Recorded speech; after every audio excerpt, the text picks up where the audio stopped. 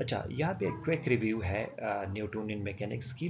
आप लोग पता है बेसिक चीज़ें हैं, 9th और 10th की मैट्रिक लेवल की चीज़ें हैं कि अगर एक मैस है, मैस ऑफ अर्थ है, इधर एक मैस और है, इसका मैस m है, तो अकॉर्डिंग टू न्यूटन ये जो दो ऑब्जेक्ट्स है ये एक दूसरे को अट्रैक्ट करेगा और वो होगा F is equal to G M M divided by R square. R is the distance between these two particles, ये आप लोगों को पता है। फिर न्यूटन आपको कह रहे हैं कि F is equal to M है, ये भी पता है। P is equal to M V, इसका मतलब है mass of a body n2 velocity है। फिर फोर्स आपको पता है कि फोर्स क्या है, rate of change of momentum है, ये भी आप लोगों को पता है। ये क्विक रिव्यू इसलिए कर रहा हूँ कि आगे हमने इसको कन्वर्ट करना है फोर वेक्टर में। अच्छा, conservation of mass and momentum in Newtonian mechanics, conservation किस तरह होगी ये भी आप लोगों को पता है। For several particles the rate of change of net momentum equals the total force. ये अगर मेनी पार्टिकल्स है और इसका जो total rate of change of momentum है ये टोटल फोर्स के बराबर होता है। ठीक है, अगर एक पार्टिकल का मोमेंटम p1 है, p2 है, p3 and so on, the rate of change of momentum हमारे पास नेट फोर्स की बराबर होती है।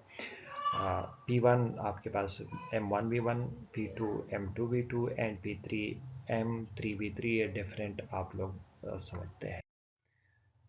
अच्छा, for a collection of isolated particles, the net force is zero. The total force act on a body is equal to zero. Law of conservation of momentum यही है।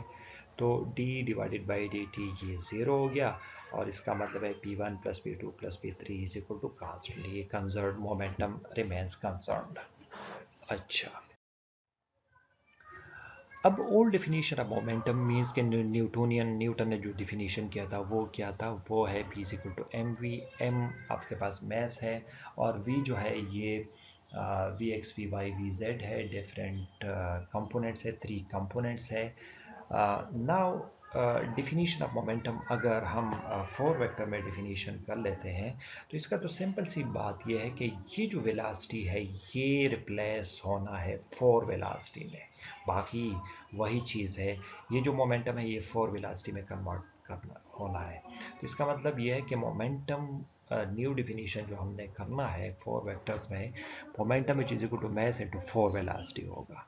ठीक है, तो मोमेंटम हमने 4 कंपोनेंट में लिखना है, तो P mu which is equal to M U mu, क्योंकि ये 4 वेलोसिटी यू म्यू के बराबर है। फर्दर अगर आप इसको देख ले, P mu which is equal to M, मतलब अपना 4 वेलोसिटी के अगर हम अपने कंपोनेंट्स लिखते हैं तो ये gamma C V X V Y and V G, इस गेमा को मल्टीप्लाई कर ले तो ये 4 वेक्टर बन जाएगा। तो आपके पास सिर्फ मैस मल्टीप्लाई करने से ये 4 मोमेंटम बन जाता है, ये आप लोगों को पता है।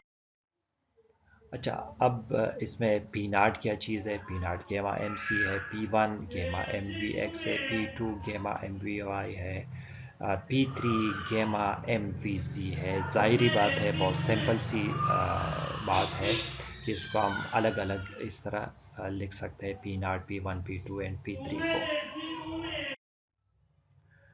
Since one can find P prime mu as, जिस तरह आप लोगों ने देखा कि पोजीशन के जो कोऑर्डिनेट्स है वो किस तरह लॉरेंट ट्रांसफॉर्मेशन में ट्रांसफॉर्म हम कर सकते हैं, delta X prime mu which is equal to delta nu mu delta X, ये आप लोगों ने देखा था।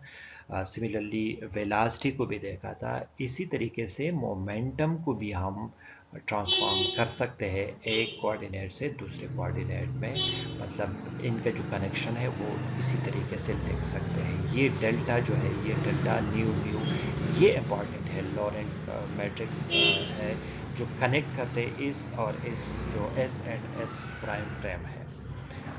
सिमिलरली अगर आप देख लें फॉर सेवरल पार्टिकल्स, अब अगर हमारे पास मेनी पार्टिकल्स है तो मेनी पार्टिकल्स के लिए पी म्यू, मतलब एक का फॉर मोमेंटम, दूसरे का, तीसरे का एंड सो ऑन, इसको हम भी ट्रांसफॉर्म कर सकते हैं many particle. if momentum is conserved and s, अगर एस एक फ्रेम है, इसमें मोमेंटम कंजर्व है, तो इसका तो मतलब यही है कि P mu initial which is equal to P mu final. ये बिल्कुल एक वैलिड बात है, इसको हम इस तरह लिखते हैं। Then momentum is conserved in S prime as well, ये एस प्राइम में भी कंजर्व्ड हो सकता है, I E P prime mu initial which is equal to P prime mu final. जिस तरह एस फ्रेम में हम इसको law of conservation of momentum इस तरह लिख सकते हैं, तो ये momentum is also conserved in S prime is in this form as well. अच्छा,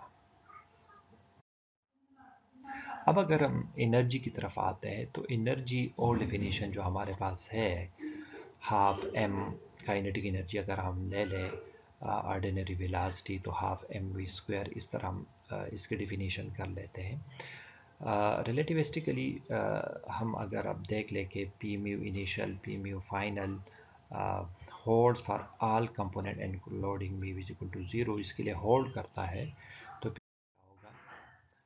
then P1 0, P2 0, P3 0 does not change even after the particle have collide, तो ये भी change नहीं होगा। So could this actually be the correct form for the energy? अगर ये हमने momentum लिया हुआ है, लेकिन हम ये देख रहे हैं कि ये कहीं ये एनर्जी है या नहीं, ये हमने देखना है कि ये एनर्जी का करेक्ट फॉर्म है या नहीं। इसको आगे देखेंगे। In case P1 0, what would be energy of the first particle? First particle energy क्या होगी? देखिए, स्मॉल प्रॉब्लम है, देखते हैं कि कैसे हमारे पास पी नाट जो है एक पार्टिकल की, पी नाट ये गेमा एम सी के बराबर होता है, ठीक है। अगर ये गेमा एम सी के बराबर है, तो इसके अगर हम डायमेंशन देखें, तो the dimension of M C अगर आप लोग देख लें, तो dimension of M C K G meter per second है, as not the dimension of energy. इसकी जो डायमेंशन है ये एनर्जी की डायमेंशन नहीं है, but this is the dimension of momentum, ये तो मोमेंटम की डायमेंशन है, ठीक है। तो हम ये कह सकते हैं कि ये जो P naught is equal to gamma M C, ये एनर्जी हम इसको नहीं कह सकते, ये एनर्जी नहीं है, ये मोमेंटम की डायमेंशन है। तो एनर्जी किस तरह होगी, इसको हम देखेंगे। देखिए, सोल्यूशन ये है कि अगर E is equal to C P naught कर दे, ठीक है, E is equal to C P naught, तो पी नाट वही गेमा एम सी, अगर सी से इसको मल्टीप्लाई कर दे, तो तभी ये गेमा एम सी स्क्वायर बन सकता है, ठीक है। अब अगर ये रिलेटिविस्टिक एनर्जी है, गेमा इज इक्वल टू इसके बराबर है, अब अगर ये वी जो है बहुत ज़्यादा कम है, अप्रोचेस टू ज़ीरो है, देन ये जो टर्म है ये 1 के बराबर हो जाएगा, E is equal to M C square. तो इसका मतलब यही है कि then the body at rest has also energy, और इसको रेस्ट मैस एनर्जी भी कहते हैं। हर एक पार्टिकल के पास एक एनर्जी होती है, रेस्ट मैस एनर्जी, तो वो एम सी स्क्वायर के बराबर होती है। अच्छा, अब आते हैं एक, देखिए हमने बात की है फोर वेलोसिटीज, इस कोऑर्डिनेट्स, मोमेंटम, एनर्जी, सब की बात की है, लेकिन अब ये देखना ये है कि रिलेटिविटी के हमारे पास कुछ एप्लीकेशंस भी हो सकते हैं कि इसके एप्लीकेशंस क्या है। तो सबसे पहले बात तो ये है कि transforming matter into energy or transforming energy back into matter, these are very astonishing consequence of special theory of relativity। या सबसे पहले जो आइंस्टाइन ने ये कहा था कि एनर्जी को मतलब आप ट्रांसफॉर्म, मैटर को ट्रांसफॉर्म कर सकते हैं एनर्जी में, एनर्जी को बैक कर सकते हैं, इसमें पेयर प्रोडक्शन और ये चीज़ें आ जाती है। तो ये बड़ी astonishing consequences थे स्पेशल थ्योरी ऑफ रिलेटिविटी के। तो इसके बुनियाद पे पेयर बहुत सारी चीज़ें हो गई, एटम बम हमारे पास आ गया, न्यूक्लियर रिएक्टर आ गया, बहुत सारे कंसिक्वेंसेस जो हमारे पास आ गए थे। तो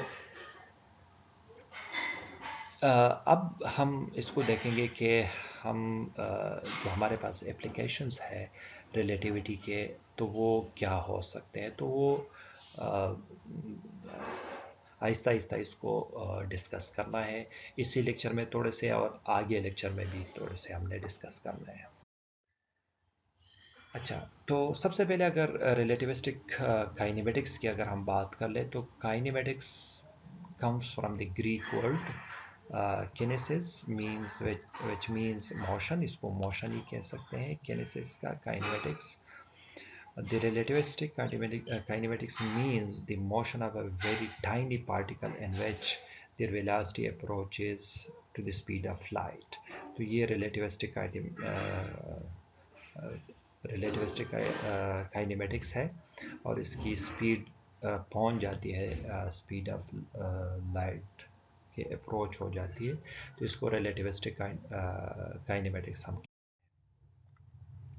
अच्छा, अब ये भी हमें पता है कि energy of a free particle of mass m, कोई भी एनर्जी है इसकी, मतलब कोई भी पार्टिकल है इसकी एनर्जी हम रिप्रेजेंट कर सकते हैं is equal to gamma M सी। गेमा इसके बराबर है, ये पता है आप लोगों को। V is equal to zero, particle still has energy equal to M C square. इसको रेस्ट मास एनर्जी जो पिछले स्लाइड में मैंने भी बता दिया था, लेकिन ये दोबारा मैंने इस तरह शो किया कि ये इसके बराबर है।